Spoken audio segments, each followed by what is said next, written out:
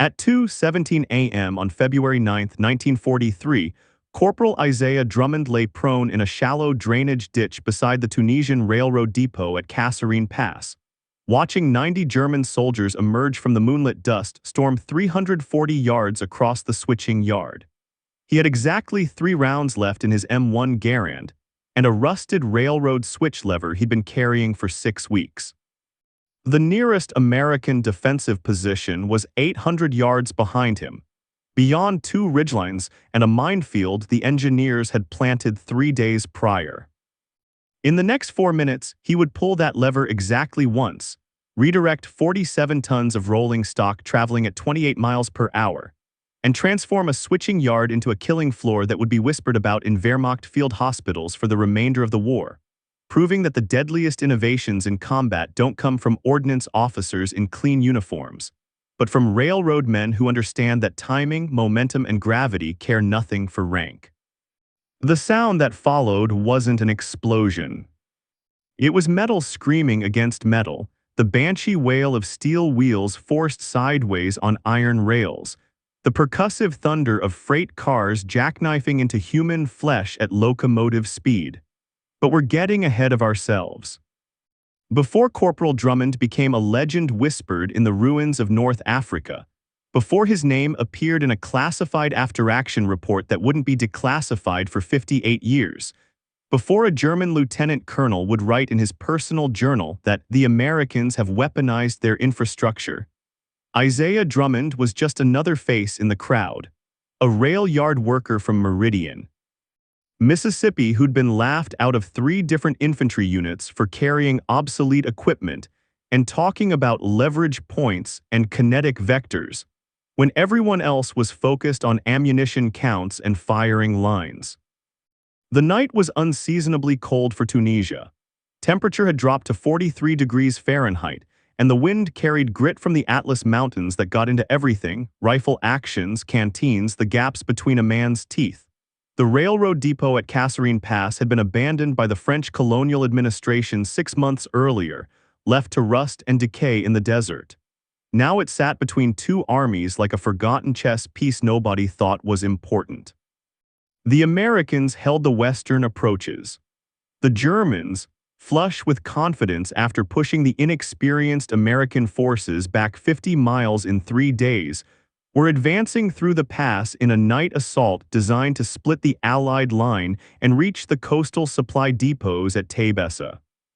Nobody had assigned Kasserine Railroad Depot any strategic value. It was a switching station for a rail line that no longer ran, a cluster of rusted boxcars and empty fuel tanks that hadn't seen a locomotive in years.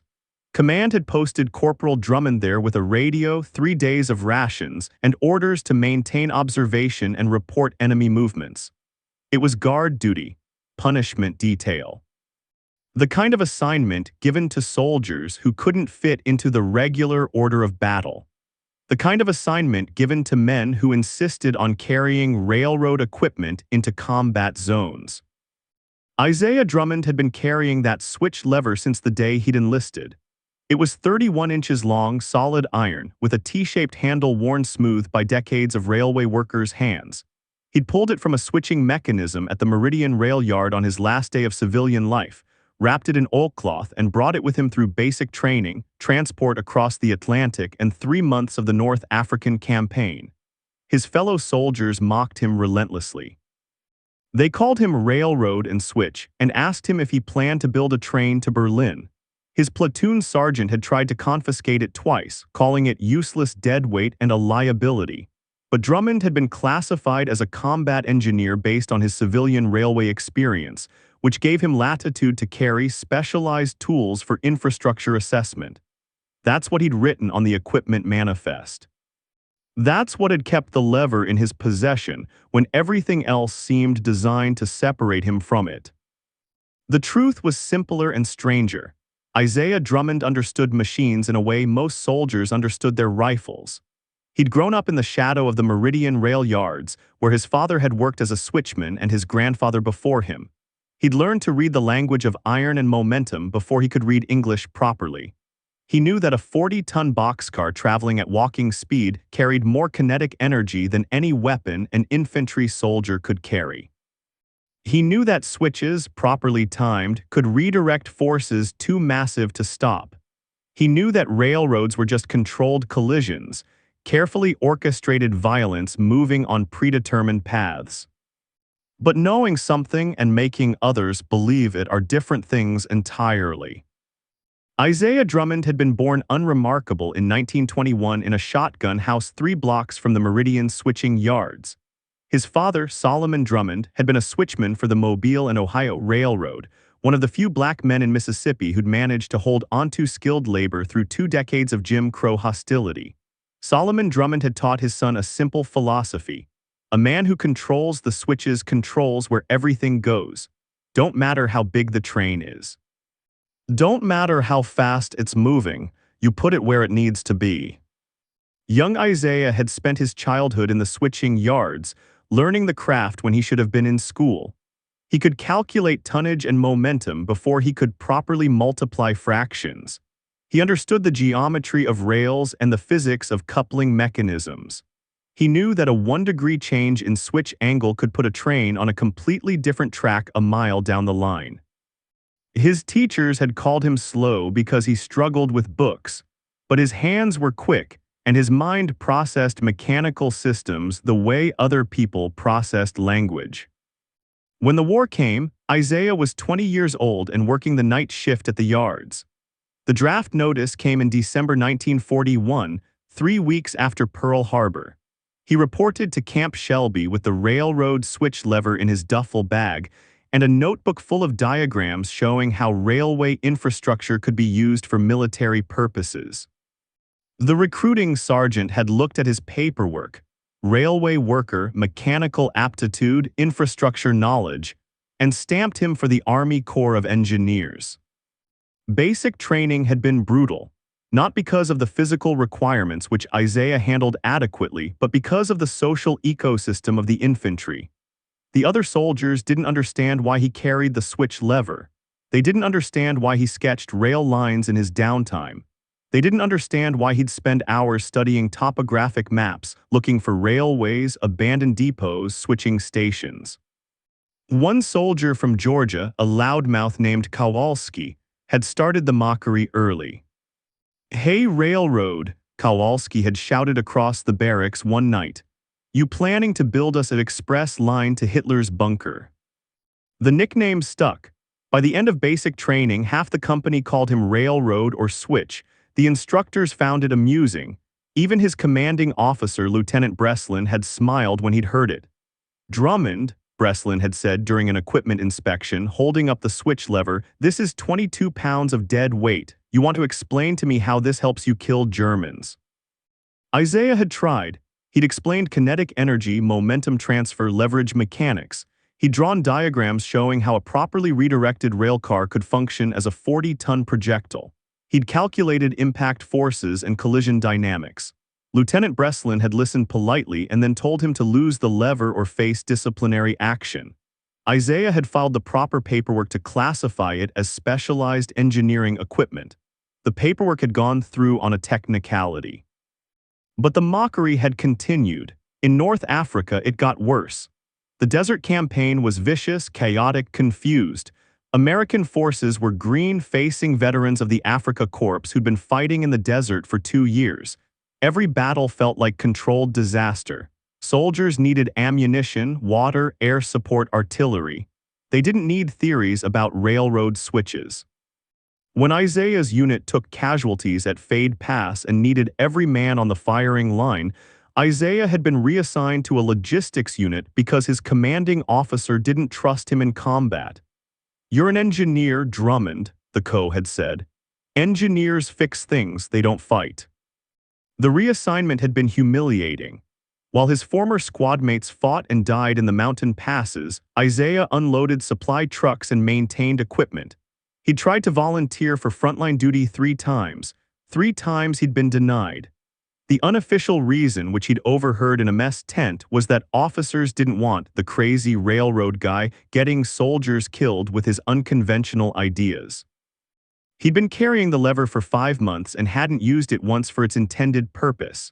His notebook was full of tactical scenarios, all of them ignored. He'd submitted 7 reports about vulnerable railway infrastructure in the German supply lines, all of them filed and forgotten. He'd become a joke, a curiosity, the strange soldier who carried obsolete equipment and talked about things that belonged in engineering school, not on battlefields. Then came the night of February 8, 1943, and the German breakthrough at Kasserine Pass.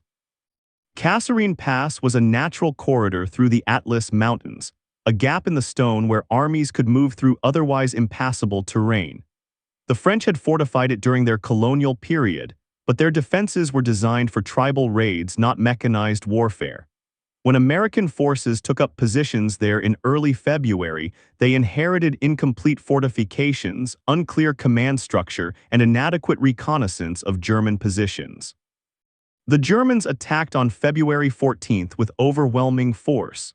2 panzer divisions and elements of the Afrika Korps smashed through American defensive lines that were spread too thin and commanded by officers still learning how to fight a modern war.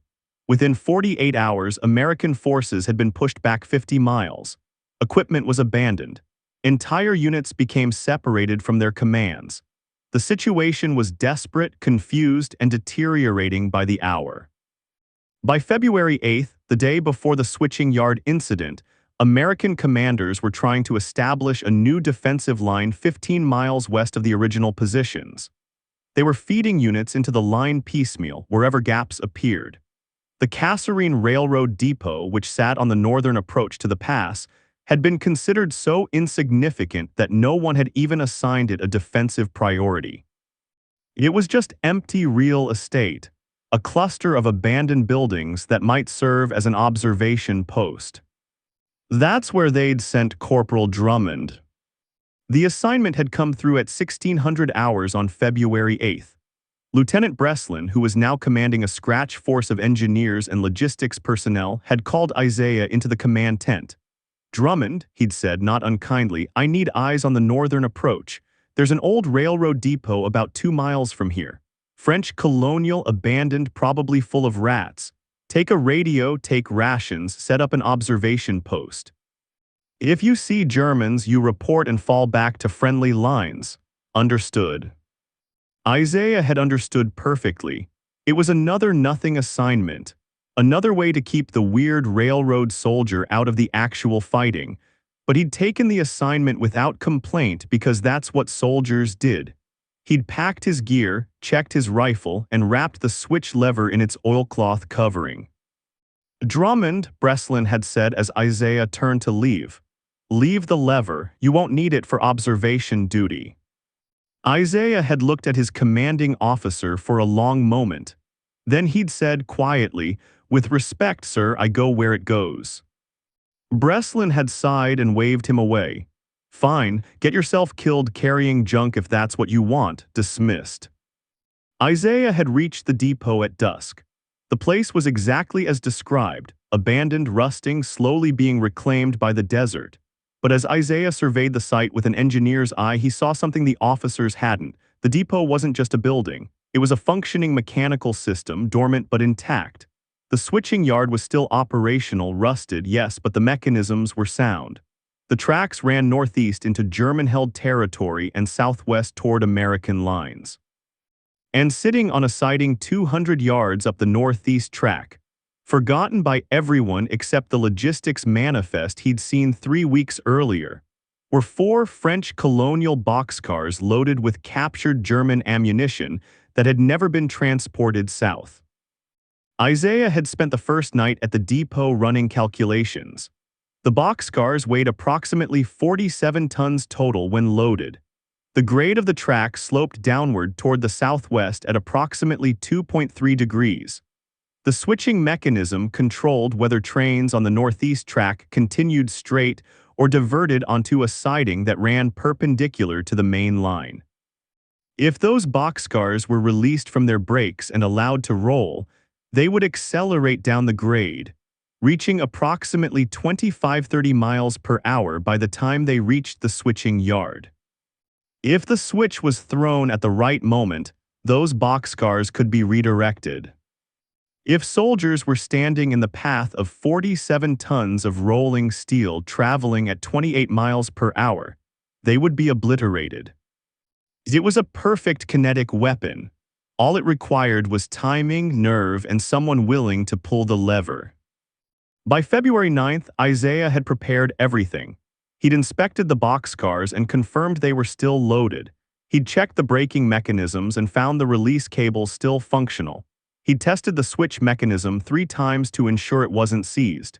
He'd measured distances, calculated velocities, and determined optimal timing windows.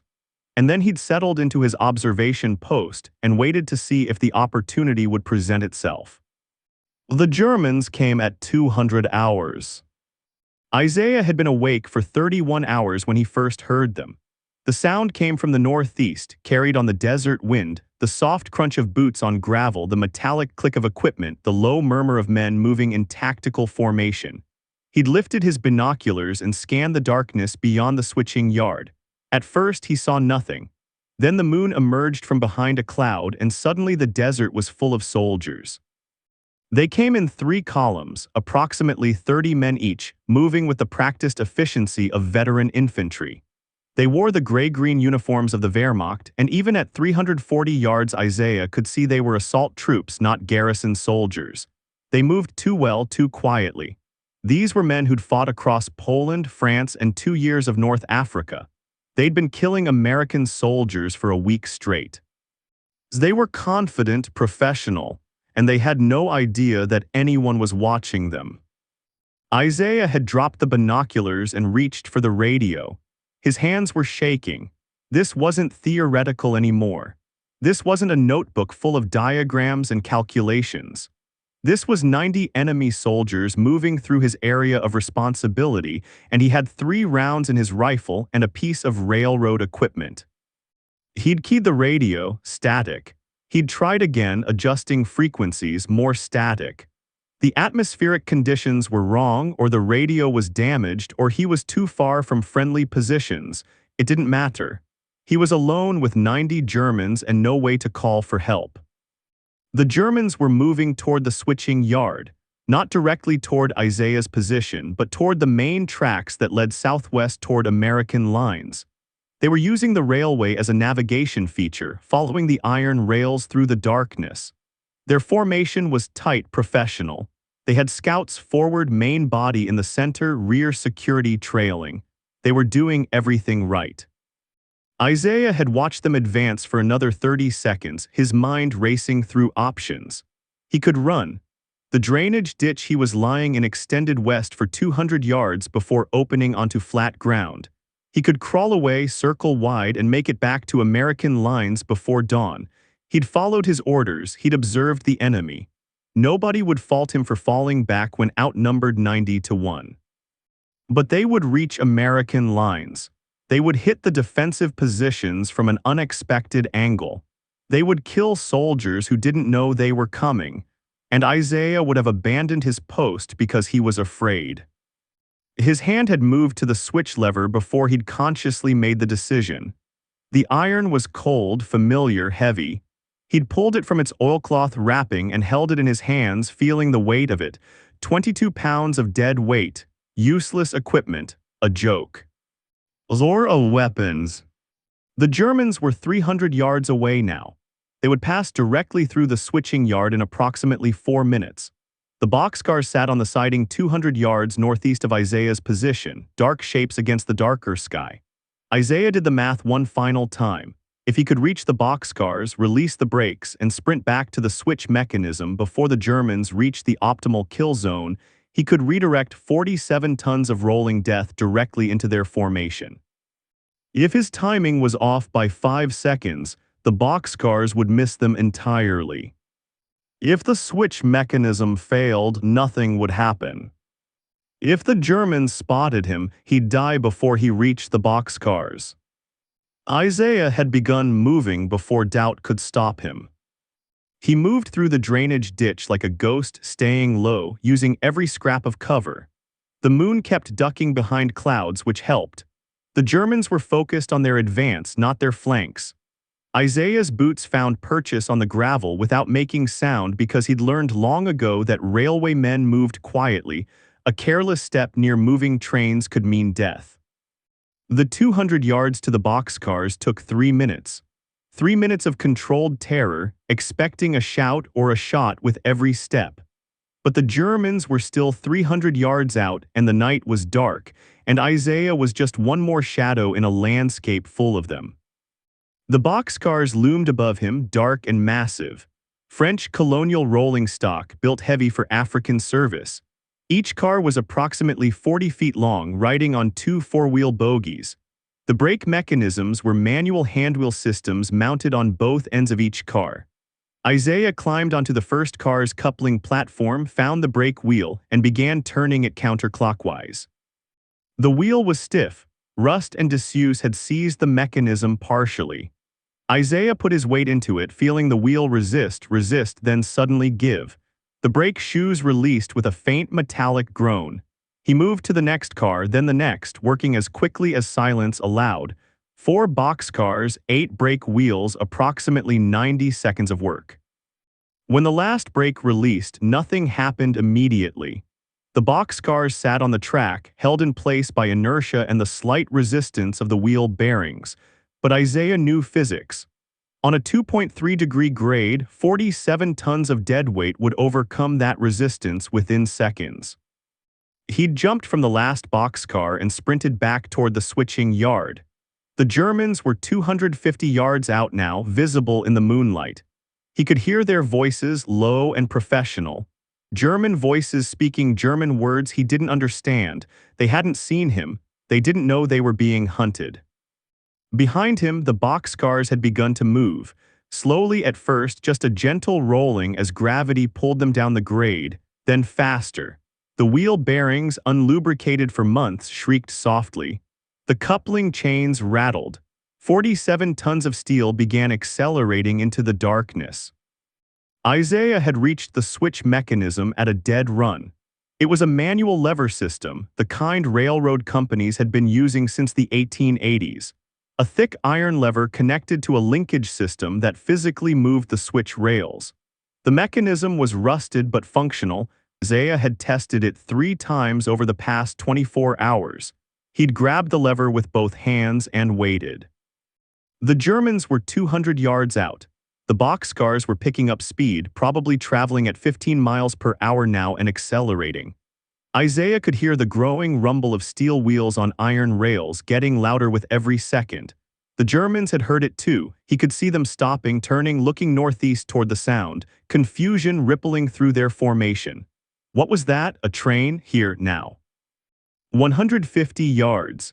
The boxcars were visible now, dark shapes hurtling out of the darkness, massive and unstoppable. The Germans were shouting. Officers were trying to restore order.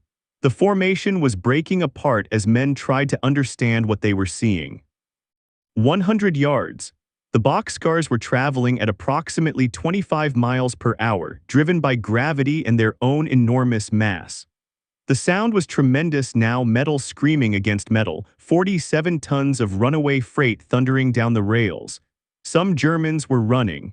Others were frozen, caught in the paralysis of sudden catastrophe. 50 yards, Isaiah's hands were locked on the switch lever. Timing, everything was timing.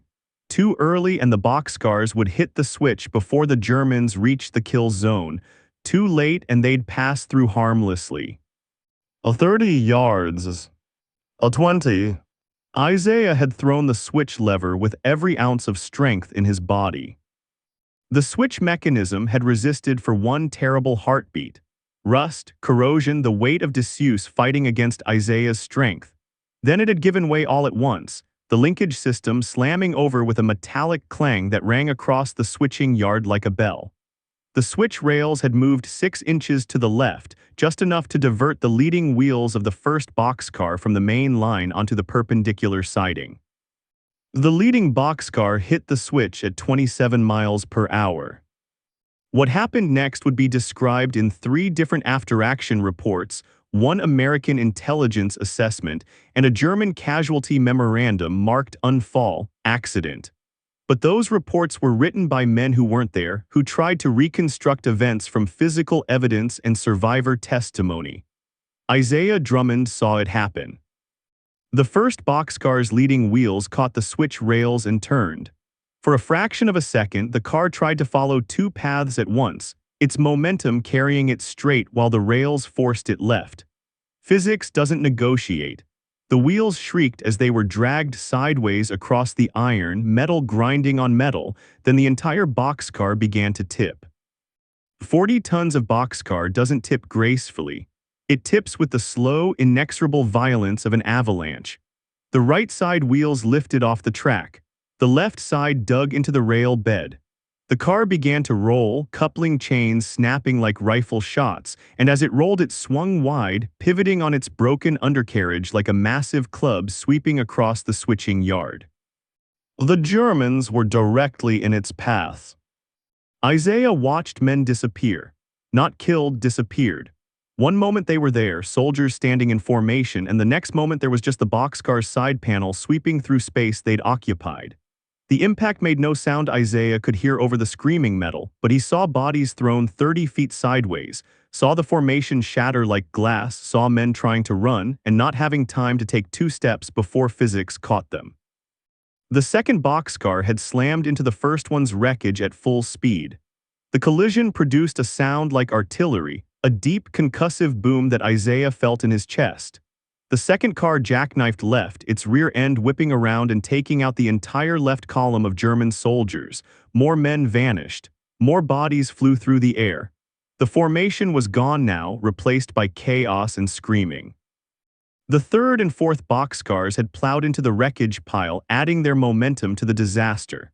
Coupling mechanisms exploded. Wheel assemblies tore loose. One axle, separated from its car by the violence of the collision, had rolled through the kill zone like a bowling ball, crushing everything in its path.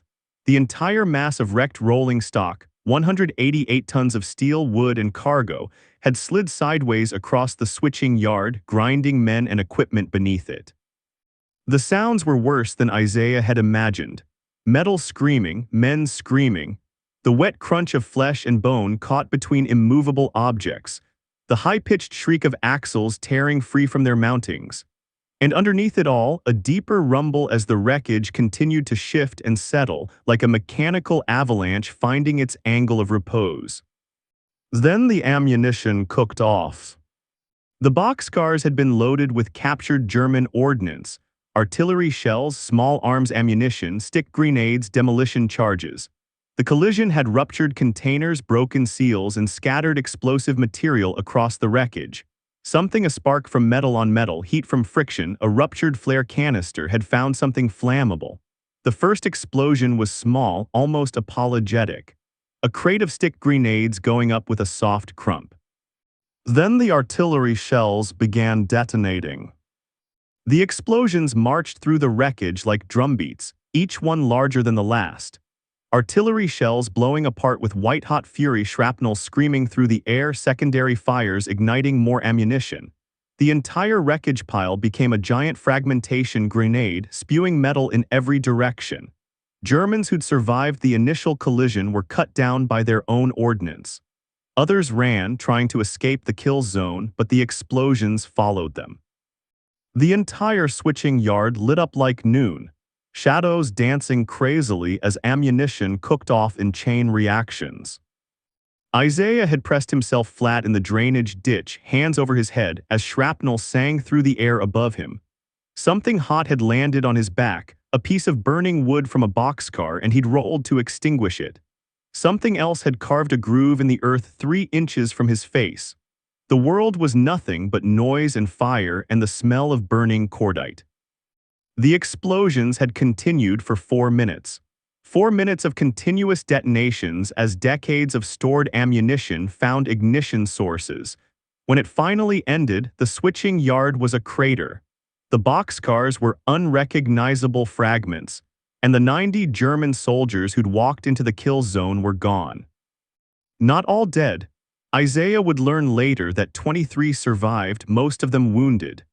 But 67 were dead or dying, killed by a railroad switch and gravity, and one soldier who'd understood kinetic energy better than anyone else on that battlefield. Isaiah had stayed in the drainage ditch for another hour, waiting to see if more Germans would come. None did. The survivors from the disaster had retreated northeast, leaving their dead behind. As dawn broke over the Atlas Mountains, painting the desert in shades of gold and amber, Isaiah finally stood up and surveyed what he'd done. The switching yard was unrecognizable. Where there had been tracks and gravel, there was now a field of twisted metal and scorched earth. Pieces of boxcar were scattered across 200 yards. Small fires still burned in pockets of wreckage, and everywhere silent and still were the bodies. Isaiah had walked through the kill zone slowly, his rifle ready, checking for survivors. He'd found 3 German soldiers still alive, all badly wounded. He'd administered first aid with shaking hands, applying tourniquets and pressure bandages, giving them water from his canteen. They'd looked at him with expressions he couldn't read: pain, confusion, maybe gratitude. One of them, a sergeant with both legs crushed, had spoken to him in broken English.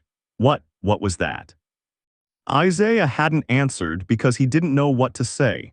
What do you tell a man who's been killed by a railroad switch? He'd radioed back to American lines at 6:30 hours. This time the radio worked. Lieutenant Breslin had answered personally. "Drummond, that you? Where the hell have you been? We heard explosions." "Sir," Isaiah had said, his voice hoarse from smoke and exhaustion, "I need medical evacuation for 3 wounded enemy combatants. And sir, you're going to want to send someone to document this." "Document what, Corporal?" Isaiah had looked at the wreckage, at the bodies, at the evidence of what one man with obsolete equipment could accomplish with proper timing and physics. "Sir, I engaged approximately 90 enemy soldiers attempting to infiltrate our lines through the rail corridor. Enemy casualties estimated at 67 killed or mortally wounded, 23 wounded and retreating. 0 American casualties.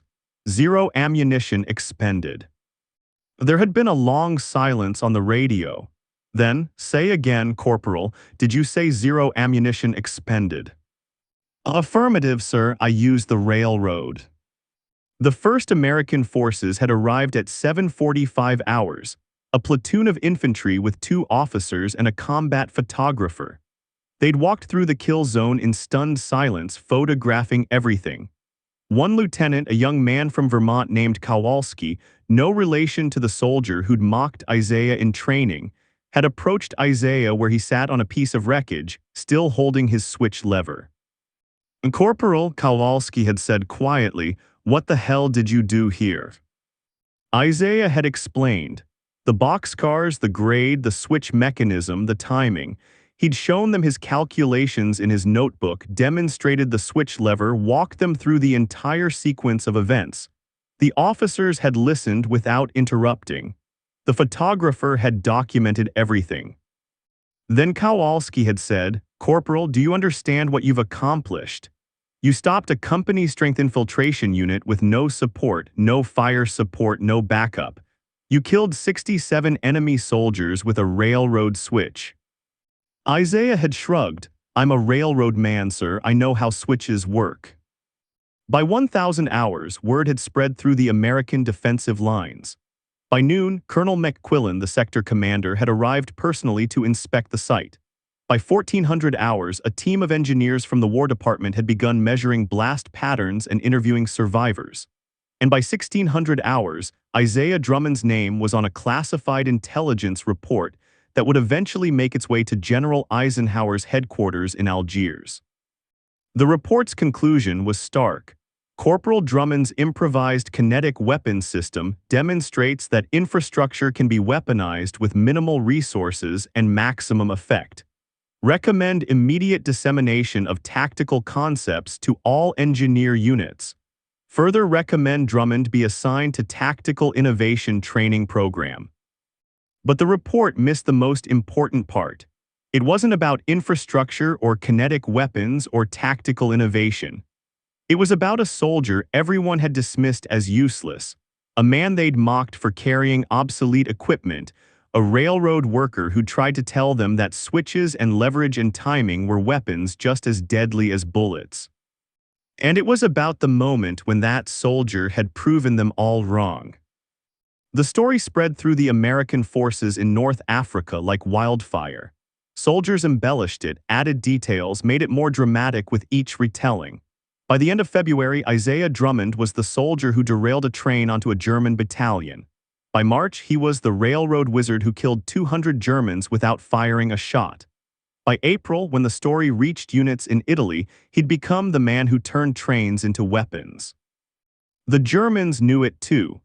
Intelligence officers interrogating captured Wehrmacht soldiers in March 1943 reported that German troops were avoiding railroad infrastructure, convinced the Americans had developed a new weapon system.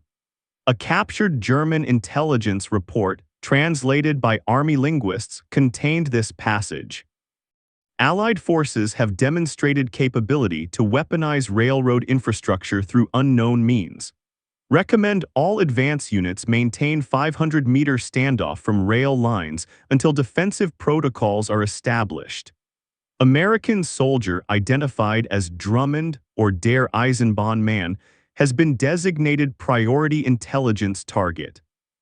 Isaiah had been pulled from frontline duty and assigned to the Engineer Training Command at Algiers. His job was to teach other combat engineers how to assess railroad infrastructure for tactical potential. He gave lectures to skeptical officers, demonstrated calculations on blackboards, walked them through case studies. Some listened. Others dismissed him as a one-time fluke, but the ones who listened began seeing railroads differently. They began carrying switch mechanisms in their gear. They began filing reports about infrastructure opportunity zones.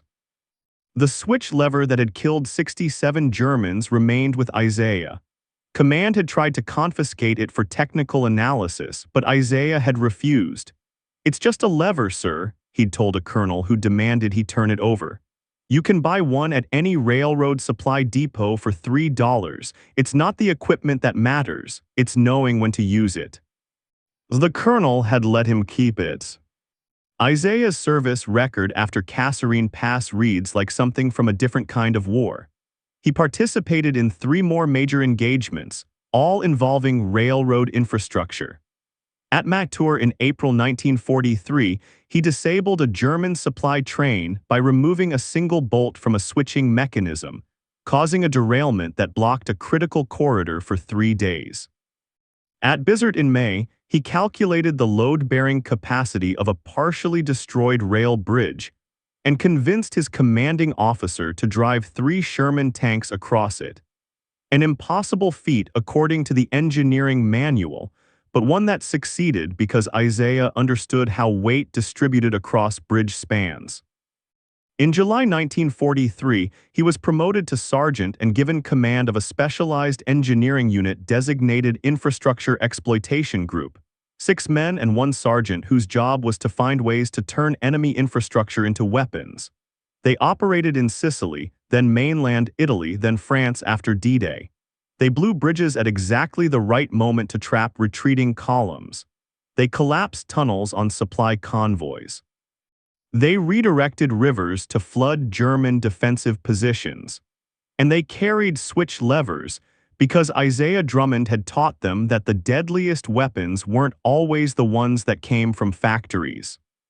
But the legend of Kasserine Pass remained the defining moment. It was the story other soldiers told when they wanted to explain what combat engineering really meant. It was the story taught at West Point after the war, in a class on unconventional tactical thinking. It was the story that appeared in a 1947 War Department training film titled Force Multipliers, Infrastructure as a Weapon, narrated by a dry-voiced officer who didn't understand that what Isaiah had done wasn't about infrastructure. It was about being told you were useless, carrying equipment everyone mocked, believing in something nobody else could see, and then, when the moment came, proving that your vision of warfare was right and everyone else's was wrong. Isaiah Drummond mustered out of the Army in November 1945 with the rank of Staff Sergeant, a Bronze Star for Valor, 2 Purple Hearts, and a classified commendation letter from General Omar Bradley that praised his innovative approaches to combat engineering that saved American lives and disrupted enemy operations across 3 theaters of war. He returned to Meridian, Mississippi with the switch lever still in his possession, wrapped in the same oilcloth it had been wrapped in when he'd left. The rail yards were exactly as he'd left them, rusted switches, endless miles of track, the familiar smell of creosote and diesel. His father, Solomon, was still working the night shift at 64 years old. They sat together on the first night back, drinking coffee in the switching tower while trains rolled past in the darkness. "They're saying you did something over there," Solomon had said quietly. "Something with the railroads." Isaiah had nodded. "Used what you taught me. On the switches. On the switches." Solomon had smiled then, a rare expression on a man weathered by decades of hard labor and harder prejudice. "Told you, boy, man who controls the switches controls where everything goes." Isaiah had gone back to work at the yards. The Army had offered him a position as a civilian instructor at the engineer school at Fort Belvoir, teaching infrastructure exploitation to new officers. He declined. Teaching meant telling the story over and over, and Isaiah was tired of the story. He wanted to go back to being what he'd always been, a railroad man who understood leverage and timing and the physics of momentum. But the story wouldn't let him go. Veterans would show up at the rail yards, having heard he worked there.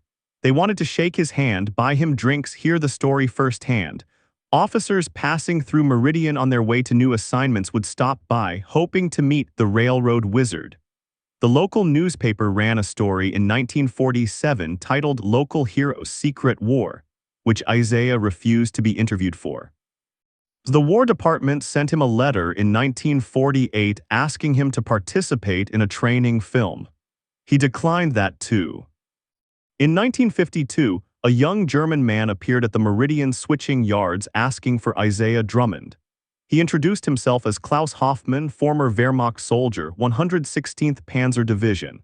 He'd been one of the 23 survivors from Kasserine Pass, had spent the rest of the war in American POW camps, and had immigrated to the United States after his release.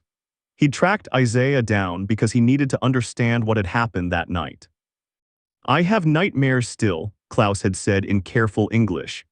"I see the boxcars coming, I hear the sound, I watch my friends disappear. For 9 years I have wondered what kind of weapon was that, what kind of man uses such a thing." Isaiah had taken Klaus through the rail yards, shown him the switching mechanisms, explained the physics of it. Showed him how a man with the right knowledge could redirect massive forces with minimal effort. Klaus had listened, nodding slowly, and when Isaiah finished, he'd said something that stayed with Isaiah for the rest of his life. "You were not a soldier, you were something else. You were a man who saw the battlefield differently than anyone else. We trained to fight men with rifles. We had no defense against a man with a railroad switch." They'd parted as something not quite friends, but not enemies either. 2 men who'd been on opposite sides of an equation involving steel and physics and desperation, trying to make peace with what had happened when that equation had been solved. Isaiah Drummond worked at the Meridian rail yards until 1978, when arthritis forced him to retire at age 57. He married in 1950, had 2 children, lived a quiet life in the same shotgun house where he'd been born. He rarely spoke about the war. When his children asked, he'd tell them simple stories about engineering work, bridge repairs, supply lines. He never mentioned Kasserine Pass unless pressed, and even then he kept it brief. The switch lever hung on the wall of his garage for 33 years.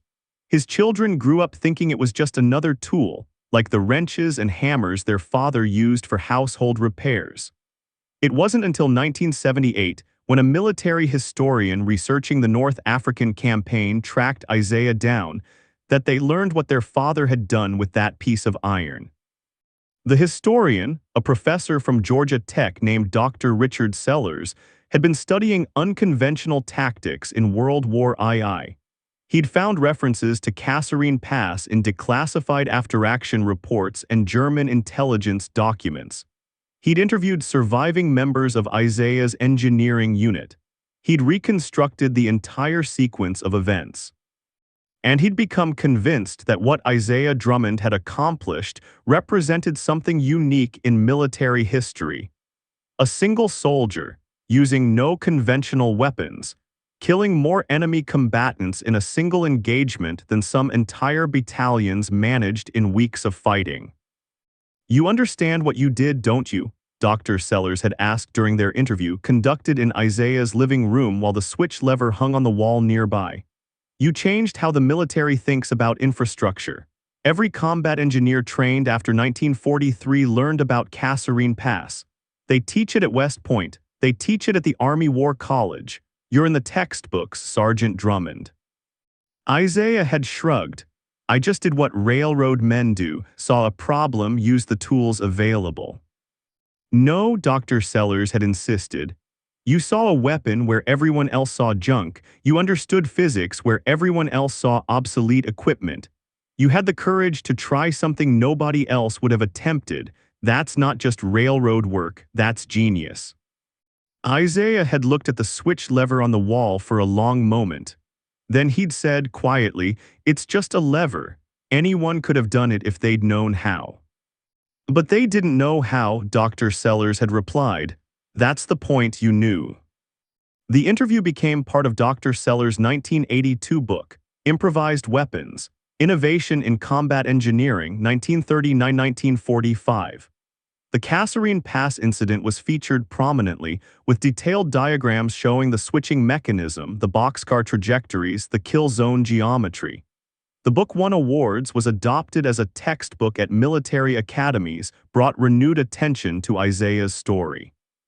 By then, Isaiah was 61 years old and suffering from emphysema, a consequence of too many years breathing diesel fumes and smoking cigarettes in cold foxholes. He declined most interview requests, turned down invitations to speak at military events, refused to participate in documentary films. He'd become a legend, and legends were exhausting. In 1989, the Army Corps of Engineers invited him to their annual convention in Washington, D.C., to receive a Lifetime Achievement Award for contributions to combat engineering doctrine. Isaiah accepted, mostly because his wife insisted, and traveled to D.C. for the first time since the war. The ceremony was held in a hotel ballroom with 400 combat engineers in attendance, men and women who'd learned about Kasserine Pass in their training. When Isaiah walked to the podium to accept the award, the entire room stood and applauded for 4 minutes straight. Old men with tears in their eyes, young officers standing at attention, a 4-star general presenting a plaque that recognized innovative tactical thinking that saved countless American lives and established new paradigms for infrastructure exploitation in modern warfare. Isaiah had stood at the podium, looking at the faces staring back at him, and had said the only thing that felt true. "I was just a railroad man who carried the tools of his trade. The Army taught me when to use them. That's all any of us can do: know our tools, recognize the moment, and have the courage to act.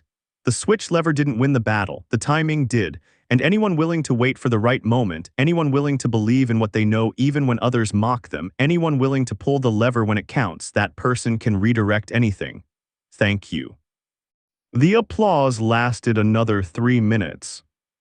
Isaiah Drummond died on March 7, 1994, at the age of 73 in the same house where he'd been born. The switch lever was buried with him, at his request, placed in the coffin alongside his Bronze Star and the letters from soldiers whose lives his innovations had saved. His funeral was attended by 200 people, including 3 former German soldiers who'd survived encounters with his engineering unit, a dozen combat engineers who'd studied his tactics, and a delegation from the Army Corps of Engineers who presented his family with a flag and a citation.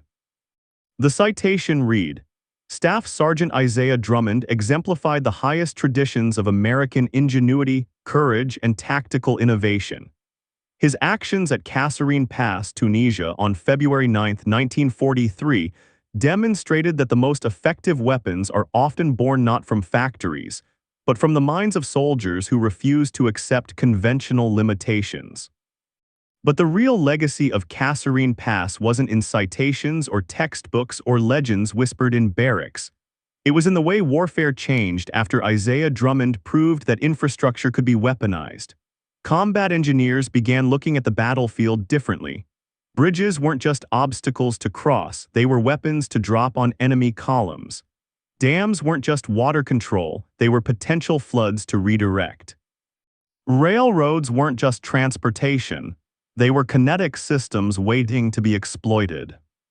The German intelligence report that designated Isaiah as Der Eisenbahnmann wasn't wrong. He wasn't just the railroad man. He was the man who taught armies that everything is a weapon if you understand its mechanics, its timing, its leverage points. He was the man who proved that being mocked, being dismissed, carrying equipment others called useless, none of that mattered if you knew you were right and had the courage to prove it when the moment arrived. In 2003, the Army Corps of Engineers established the Isaiah Drummond Award for Innovation in Combat Engineering, given annually to the soldier who demonstrates the most creative application of engineering principles in combat conditions. The award is a bronze replica of a railroad switch lever, mounted on a wooden base with a plaque that reads, "Know your tools, recognize the moment, have the courage to act." In 2018, a declassified German military history published in Berlin included a chapter on Allied tactical innovations that changed the war. The section on Kasserine Pass concluded with this assessment.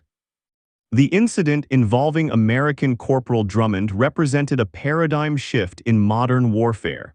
Prior to this engagement, military doctrine treated infrastructure as either strategic assets to be captured or obstacles to be destroyed. Drummond demonstrated a third option: infrastructure as improvised weapons systems.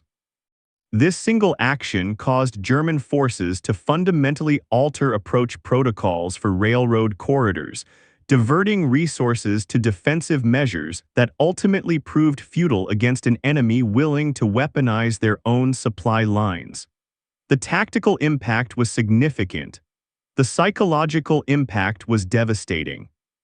But perhaps the most fitting epilogue comes from a letter Isaiah wrote to his son in 1987, found after his death, never sent. "They ask me how I did it. They want to know the secret. There is no secret. I was a railroad man who understood switches. I was a soldier who'd been told his knowledge was useless. And I was a human being who refused to let good men die because I was afraid to try something unconventional." The switch lever didn't kill those Germans. Physics killed them. Gravity killed them. Momentum killed them. I just understood how to redirect those forces. Any railroad man could have done the same. The difference is I was there at that moment with that knowledge and I chose to act. That's what I want you to understand. It's not about the weapon. It's not about the legend. It's about being in the right place with the right knowledge and having the courage to use it even when everyone has told you it's worthless. Especially when everyone has told you it's worthless. Be the person who sees the switches others ignore. Be the person who understands leverage when others see only obstacles. Be the person who acts when the moment arrives, regardless of what anyone else thinks. And if they mock you for carrying tools they don't understand, carry them anyway. One day you'll need them. And on that day, you'll prove that what they called useless was actually the most important thing you could have carried. At 2:17 a.m. on February 9, 1943, Corporal Isaiah Drummond had been a joke. The railroad soldier, the man with obsolete equipment, the one they'd given guard duty because he didn't fit anywhere else. By 2:21 a.m., he was a legend. The difference was 4 minutes, one lever pull, and the courage to believe in physics when everyone else believed in bullets. They never mocked him again. His weapon was ancient. His knowledge was unconventional. His method was improvised. But his legend is eternal.